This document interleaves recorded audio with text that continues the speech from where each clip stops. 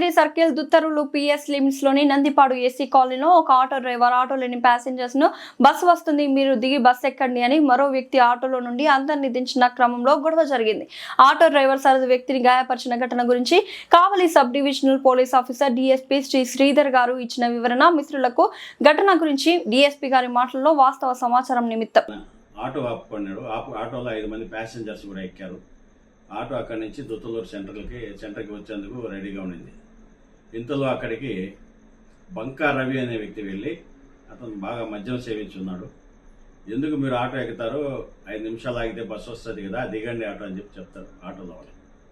దాంతో ఆటో డ్రైవర్కి కోపం వచ్చింది. ఈ బంకా రవితో కూడా ఈ దేవా ఇద్దరు కూడా వాదులాడుకున్నారు. ఈ దేవాకి కోపం వచ్చి రాడుతో బంకా రవి తల మీద కొట్టడం జరిగింది. వెంటనే బంకా రవిని సిఐసి హాస్పిటల్, గవర్నమెంట్ హాస్పిటల్ ఉదయగిరిలో జాయిన్ చేశారు. అక్కడ అతనికి తల మీద 2 కుట్లు పడినాయి. అతను బాగా సేఫ్గా ఉన్నాడు. సేఫ్ సైడ్ ఎలాంటి ప్రాబ్లం కూడా లేదు. ఎస్ఐ దుత్తలూరు అక్కడికి వెళ్ళి అతన్ని పరామర్శించి కూడా వచ్చి డీటెయిల్స్ అన్ని కూడా కనుక్కొని వచ్చింది. ప్రస్తుతము ఆటో డ్రైవర్ రవిని కొట్టిన దేవా కోసము మా వాళ్ళు గాలిస్తున్నారు.